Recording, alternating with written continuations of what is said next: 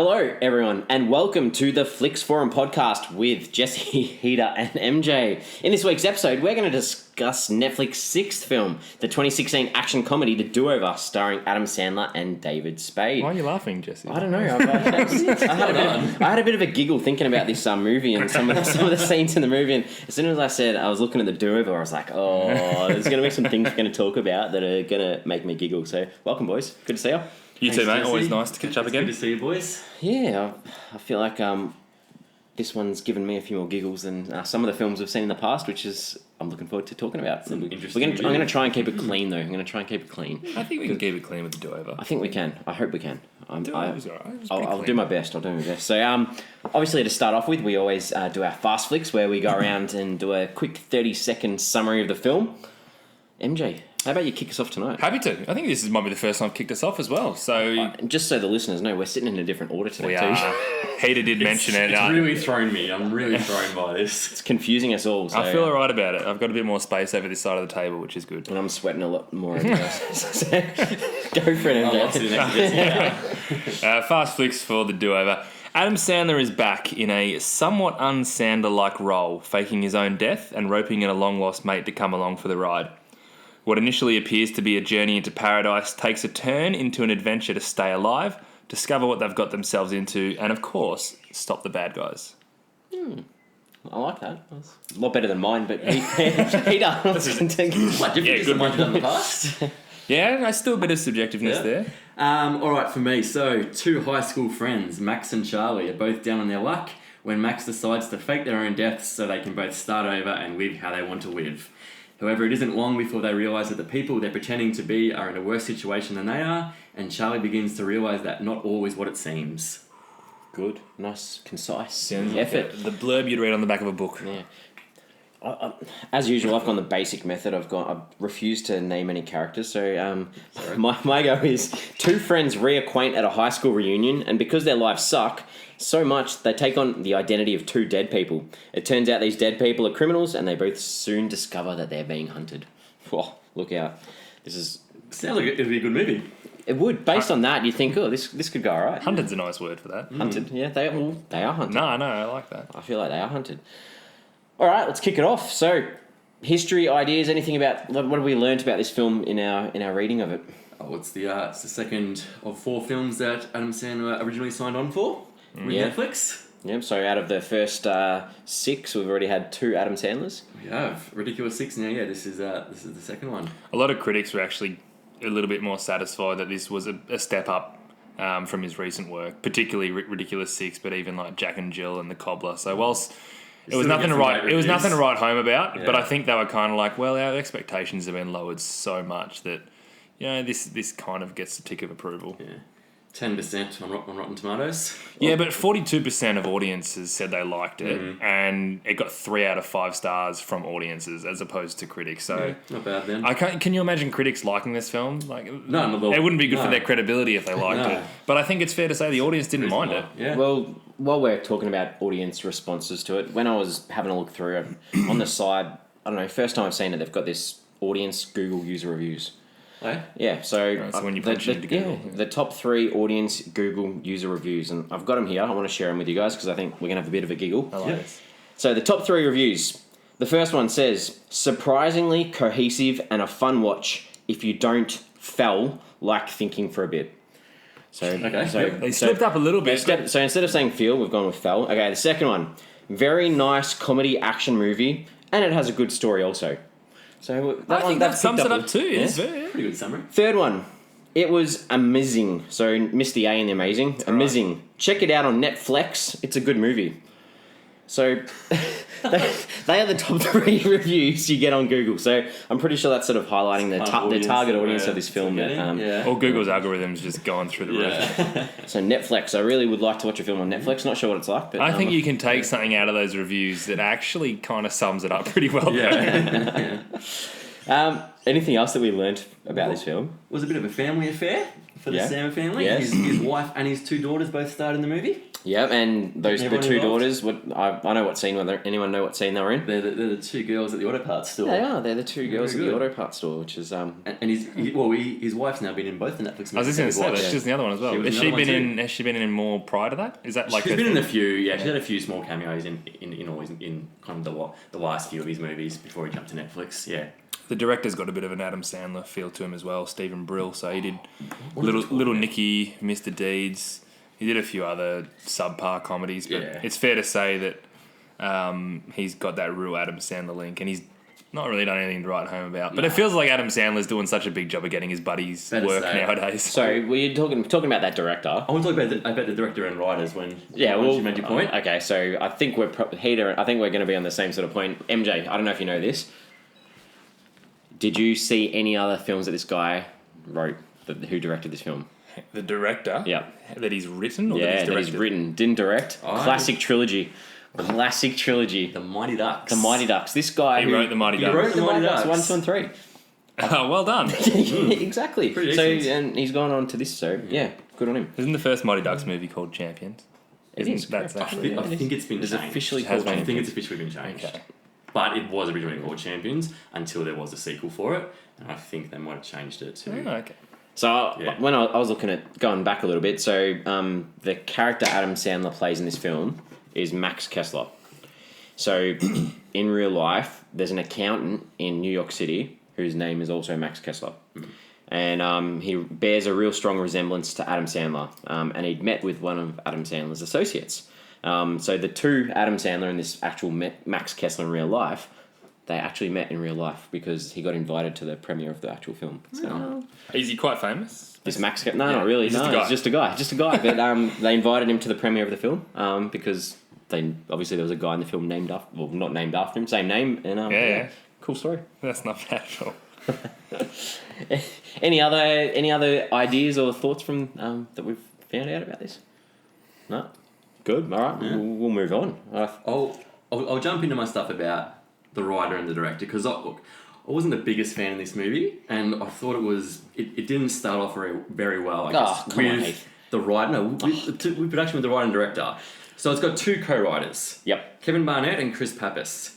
Kevin Barnett, who in previous has written TV, and has been the co-writer of The Heartbreak Kid and Hall Pass. Heartbreak Kid was a weird movie. Both kind of average movies. Yep. And the other co-writer, Chris Pappas, his only other writing credential was a TV show called Unhitched in 2008, lasted 6 episodes. So I don't think it's good writers to start with. Hang on, the guy who's never done much, you're just saying he's not a good writer. He might just be finding his feet. And the other guy It's that you one said is show, it got 6 episodes and done. That's all right, but yeah. the other guy is the director / writer who wrote Mighty Ducks. No, the director. He didn't write it. He's the director. That's the same guy. No, he didn't write it. He didn't write this. The first guy. Kevin Barnett. Yeah. He's not the director. No. The director is Stephen Brill. Yeah. Yeah. Stephen Brill, the director, wrote Mighty Ducks. He didn't write this movie. Okay. He was the director who has... This is his 10th movie he's directed. 2 Razzie nominations. Razzie, yeah. 1 win. One win. Oh well. 1 win. So We could quite just, great. it's not a great, I thought, resume for the directors and writers to start this. What did he win movie. it for? Little Nicky. No, sorry, my mistake. He won it for 43 for movie 43 Oh, but didn't he just directed a scene in it? as a co-director. They all They won all it. just did scenes. And then he was nominated as well for Little Nicky. Yeah, okay. I'm just just looking at his work, just not a fan. Yeah. of what Yeah, his yeah. work. Nah, totally fair. So I thought interesting thing about this was that it premiered 11 days before it hit Netflix. So obviously Netflix have gone there trying to get it on a cinema. Sorry, there may have been a little bit of audio mishap there. That's because Heater's accidentally dropped his coaster. But we'll keep playing. So 11 days before it hit Netflix, it cost $40 million to make this movie. What? Yeah, 40 mil. Okay. They dropped 40 mil on this movie.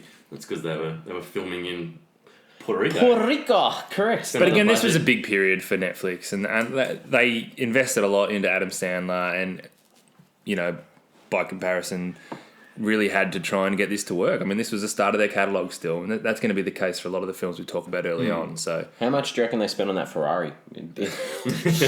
Like, if they got rid of the Ferrari, they could have cut costs Cuts out a massively. quarter of the budget. Oh, ridiculous. There are a lot of people and connections in this film, I reckon. Like, there are a lot of pop culture references throughout the film. Some good references to some other movies that I really enjoyed. Yeah? What got you? My two favourite ones were the Face Off and the Casino references, Yeah. which I really enjoyed. So the Face Off one is when Max, Adam Sandler, is flirting with Heather about eating a peach, which is what Nicolas Cage does in Face Off to seduce someone, which I thought was really good. And also the Casino reference of him putting the guy's head in a vice to torture him, which is what Joe Pesci's character does in Casino, which is a great scene. And as fans of those two movies, I really enjoyed those two references and those callbacks to it. And then almost the complete opposite. I got two different ones where it, they rock up at the bar, the biker bar, and the guy behind them calls him Bam Bam. Yeah. Flintstone's behind the bar. I'm like, oh yeah, hilarious, because he's got the bones through his nose, or whatever it is.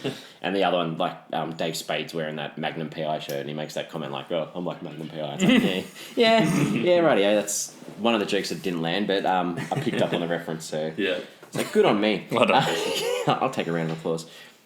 So Puerto Rico, they filmed, I think, Georgia in Savannah, USA. Georgia, and San Juan, Puerto Rico. In Puerto Rico, good. One thing actually I was reading, might have been in a couple of reviews of a couple of critics who weren't the biggest fans of the movie, basically saying now that the studios or Netflix are just basically paying Adam Sandler to take his buddies on a holiday somewhere, and then at some point they'll write some kind of a script and film a movie. But they're basically just funding his holidays with his mates, like taking him to Puerto Rico and things like that, and eventually they get kind of a half-assed scripted movie out of it.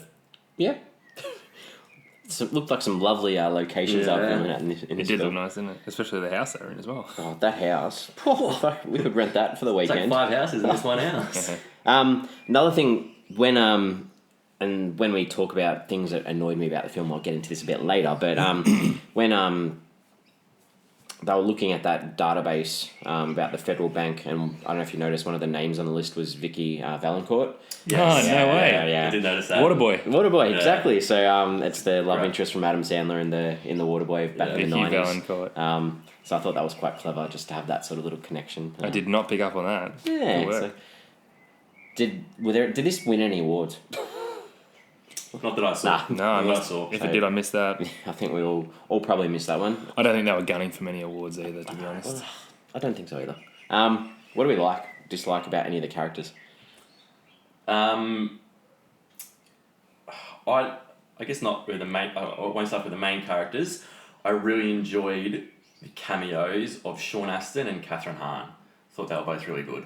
Catherine Hahn was good. She was very good, and I loved Sean Astin at the start. I thought it was great. I thought Catherine Hahn's character, I liked the gag around it all. I thought it was interesting every time she came in. It was kind of funny, but it was just a little bit too odd to be believable. And I actually really liked. I liked the gag at the end when it finished up, and he was like, "So why do you keep doing all this stuff?" She's just like, "Oh, it's sex stuff." Like, I thought that was funny because they did this whole running gag the whole time just because they just wanted to get a little bit kinky. But apart from that, her character didn't fit too much. But with that said, the fact that he had a wife and a kid gave reason to care for Max, to be honest. But you didn't find out about the wife and the kid till very late in the movie. Quite late. I mean, Very late. to be honest, the sickness when obviously the whole twist about him being sick was very predictable. Yep. And I don't think he tried to hide that.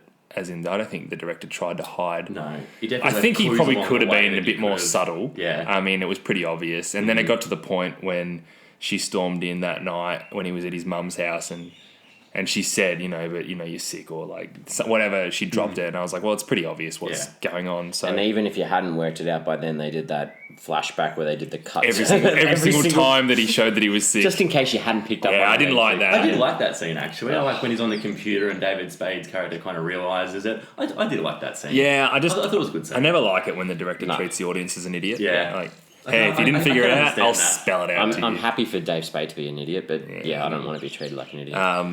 But I kind of didn't mind. I thought Catherine Hahn was good. You're right.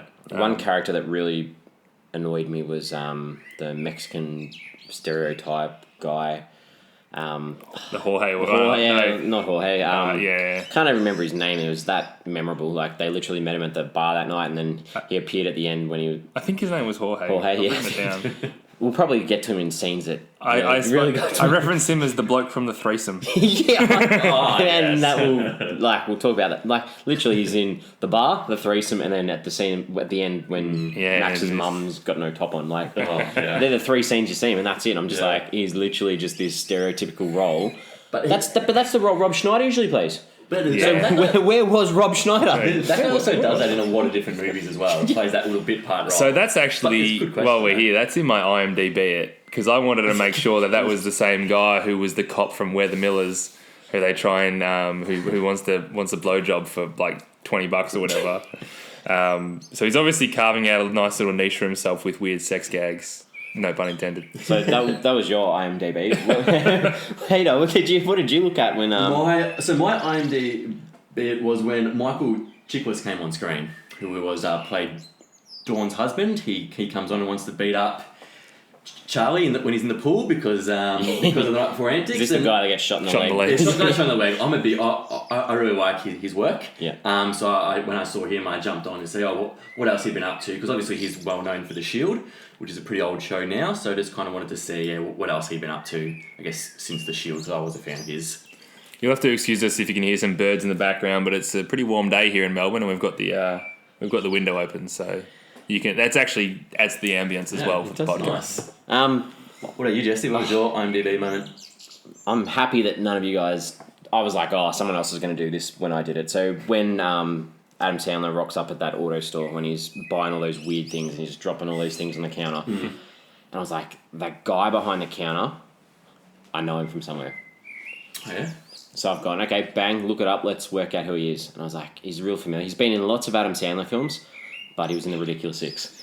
He was Abe Lincoln in The Ridiculous Six. I think it's about the third time I've made an Abe Lincoln reference. What have we said? We said we're going to do it. We'll do a tally. This is the third Abe Lincoln tally. But episode 6? Yeah. Yep. So we're one of two every time. Every second episode we're going to reference Abe Lincoln. So he was Abe Lincoln in The Ridiculous Six, the guy that was selling and was hanging out with Adam Sandler's daughters in the auto shop. So that was my IMDb sort of thing.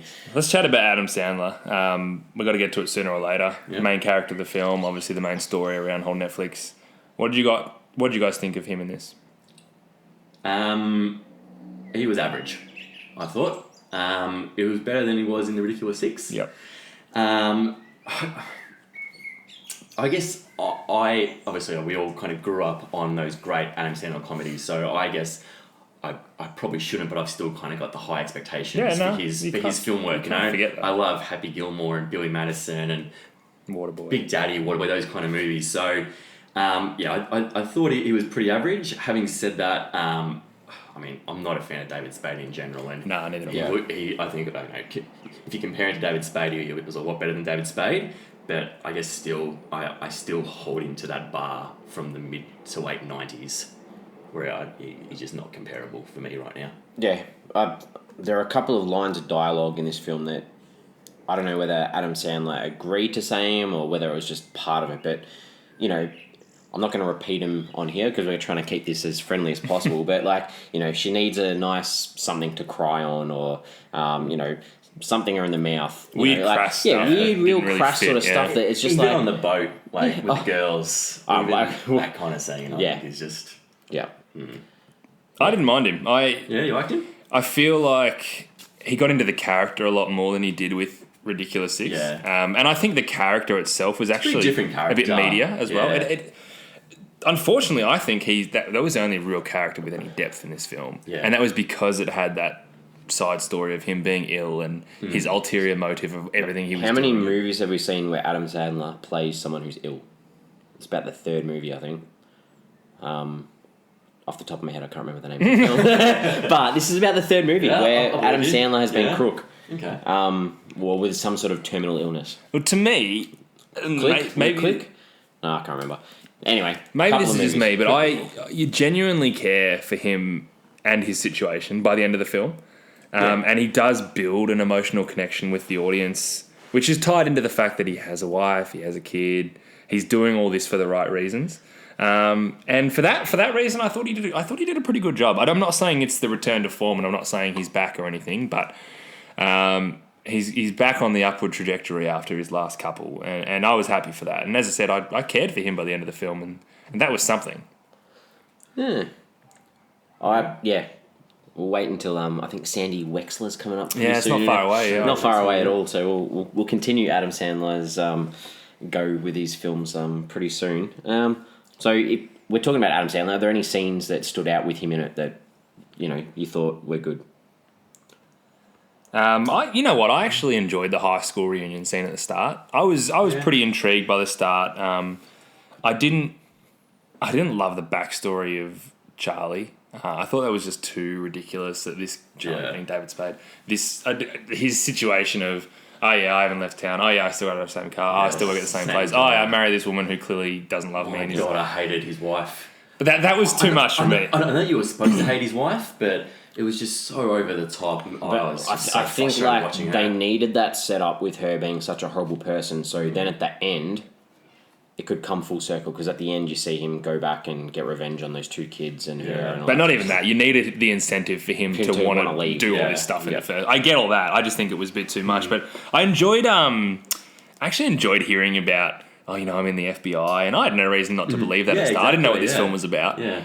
And I actually found that whole scene pretty interesting, and two friends catching up again, and one of them who's probably going to look to try and change the life of the other one. I liked that. I thought it was really good. As it turned out, it was a little bit different to that, but I enjoyed that because David Spade doesn't do it for me, and he didn't do it for me again in this. I think he played it down a little bit from what he has in some other films, which I was okay with. I'm not a fan of his work at all. He's basically a parody in this whole film. Like, this guy doesn't exist in real life. There's not a person like that in real life. Yeah. I must say, I really enjoyed the threesome scene. I thought it was hilarious. It was the funniest scene in the movie for me. Of a movie that I didn't think was that great. I thought that movie. I thought that scene was that very sweaty funny. Scrotum dripping at the end. You got to stop looking at me, man. That's in like one of my least favourite scenes of the film. That's like in my forgettable scenes. I've got some worse ones than that. Forgettable scenes. Before we get onto those, like the standout scenes, like based on the past few comedies we've looked at, I've based how I felt about the film based on the laugh factor. So I sat through this film and I counted how many times I laughed again.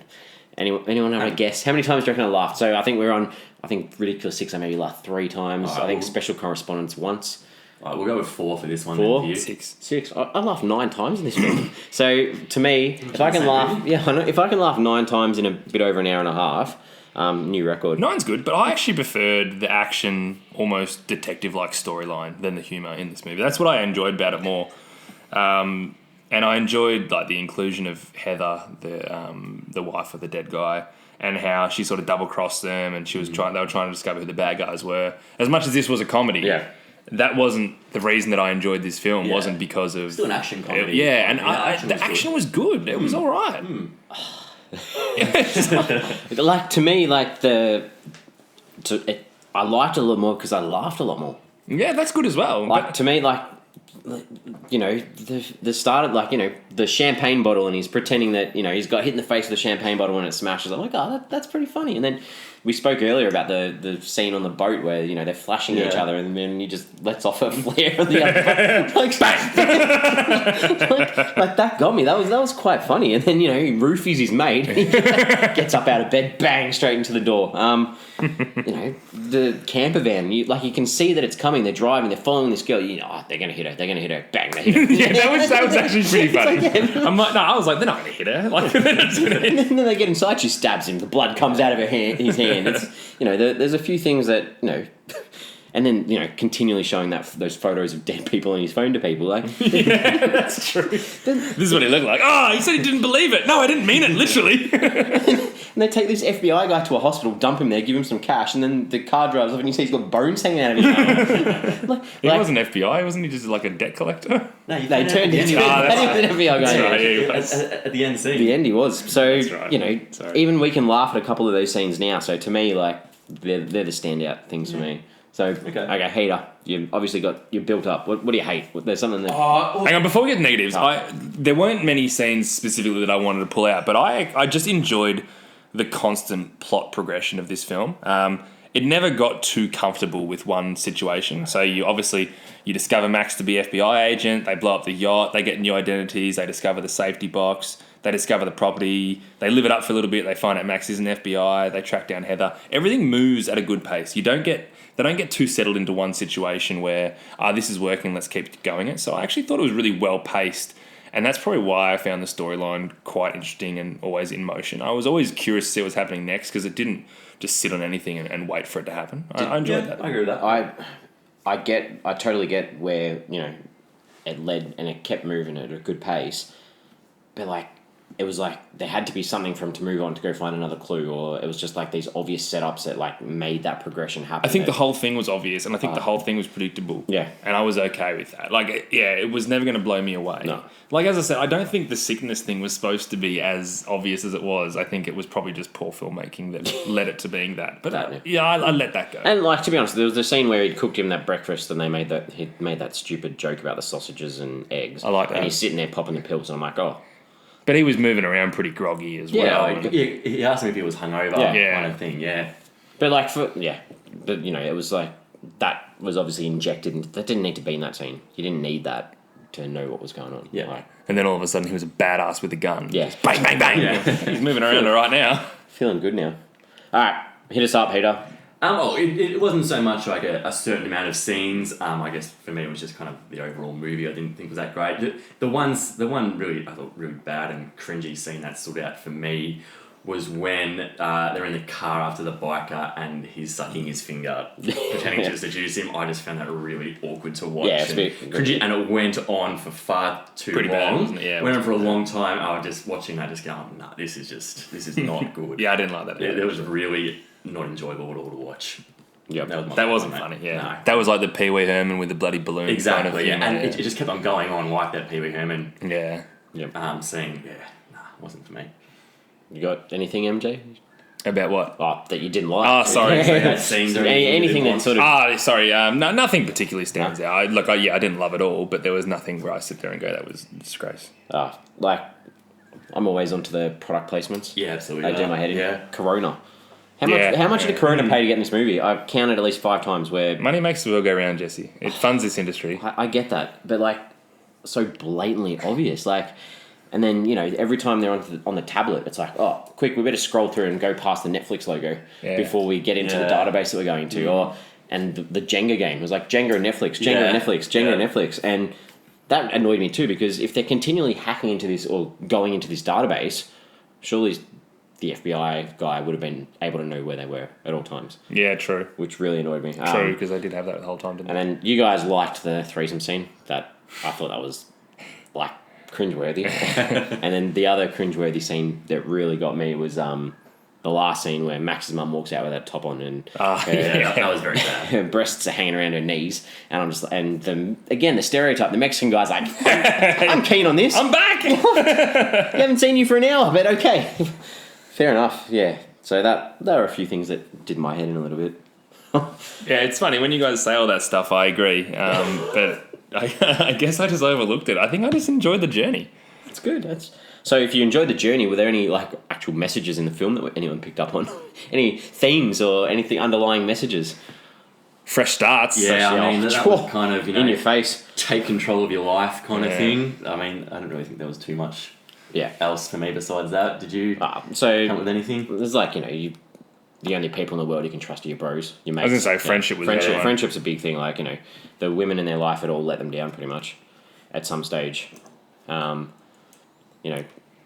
Max's mum's very forgetful as she's going through the dementia stage. She's got no idea what's going on. And Charlie's wife is just awful. Just a but that's on him. That's on him as well, I reckon. I guess Max's wife was probably the exception to the rule. Yeah, I think she was. And they downplayed. She was a little bit weird. But in that situation, you'd think that someone would be.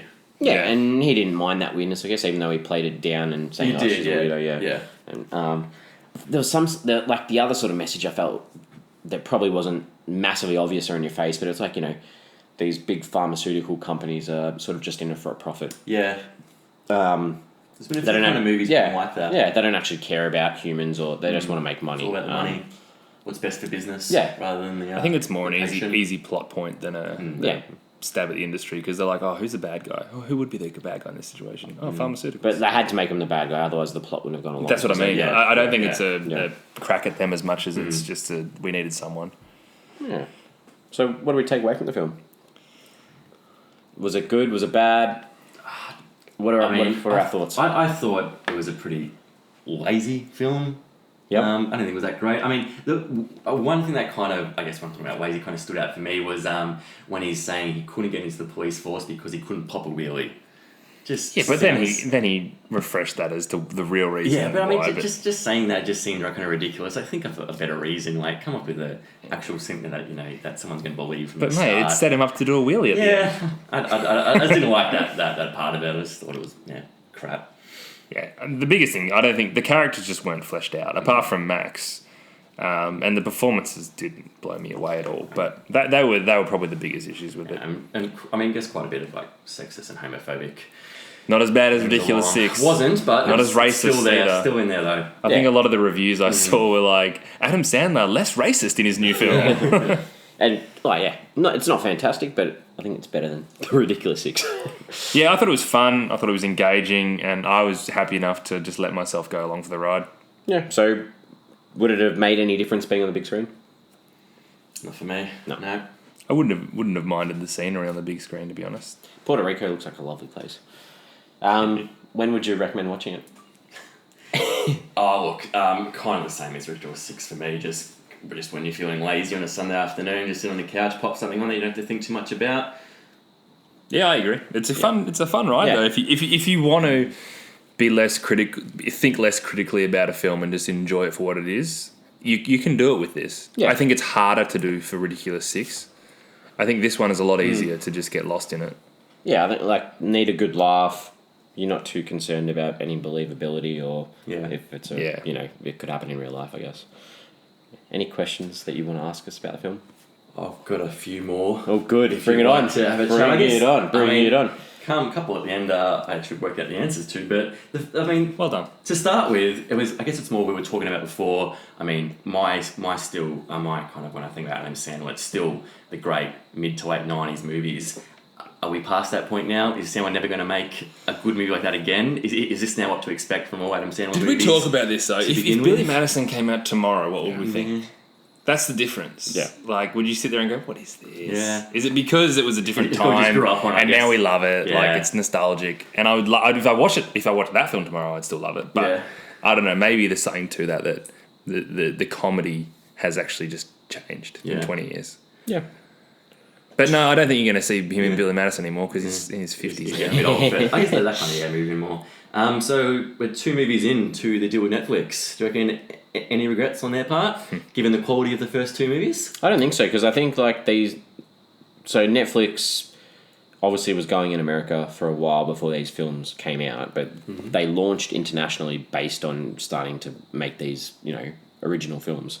And I'm pretty sure back when these came out, they were doing good numbers for Netflix. Like they were. Ridiculous Six was awesome for Netflix.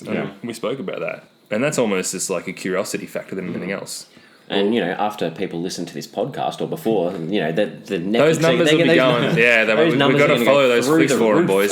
That was my kind of original when I was thinking about it. Like obviously I didn't like these movies, so surely Netflix will be happy with this. And then I actually did a bit more research into it. Yeah. After this movie, they extended his 4-movie deal to 8 movies. Well, wow, really? I didn't know that. We've got 6 Adam Sandler movies to go still on Netflix. They extended it to another 4. Here's the deal, like, at the end of the day, the beauty of Netflix is you're paying a monthly fee. So whenever a new movie comes out, you've got the opportunity to watch it for effectively free because you've already committed to the cost. And when you see, there's a new Adam Sandler movie coming out, I'm going to go have a watch. Yeah. And that seems to be what's happening with these first 2 films. So. Yeah. Well, just before his 3rd movie comes out, so in April 2017, I think it was. So just before that came out, they extended it to 8 movies. There you go. Crazy. So they are actually happy with it. So what audience was Adam Sandler trying to reach with this film? So, who's this movie made for? Because to me, it's a little bit extreme for the teenage sort of market. You wouldn't watch this with your kids. I think teenage. I think it's fine. Yeah, 15's fine. I think this is a teenager. I can't remember watching a movie when I was a teenager. Yeah, with American Pie, that sort of thing. But you still didn't see man's testicles dangling on the screen. Did you watch Super Troopers as a kid? I feel like Super Troopers is different. Yeah.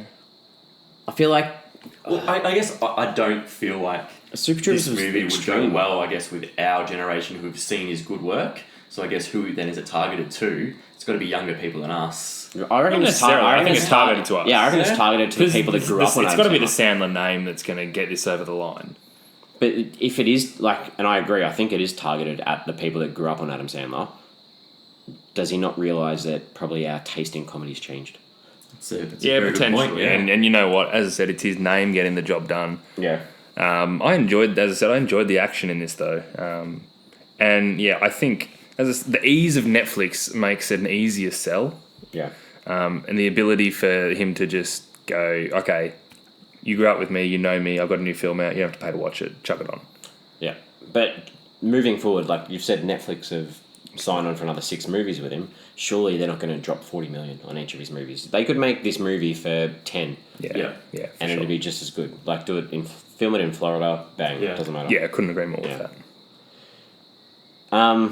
This is the 3rd out of the 6 films we've watched that have had really bad stereotypes now, which has sort of disturbed me a little bit. Just a little bit. Have we got anything else that we want to discuss, bring up before we sort of work out our rating for the film?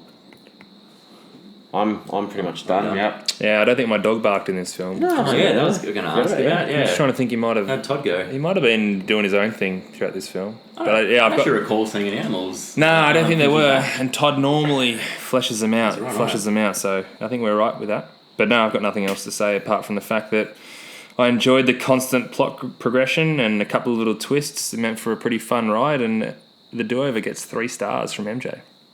Good. Peter?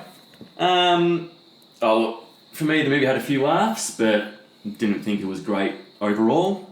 I gave it 2 stars. Good.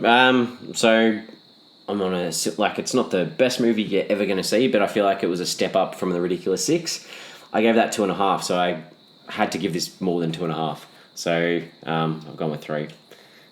Makes sense. Yeah, I feel like it makes sense. So we averaged that out to a 2.7 out of 5. 2.7. and that matches up with our film from last week, Special Correspondence.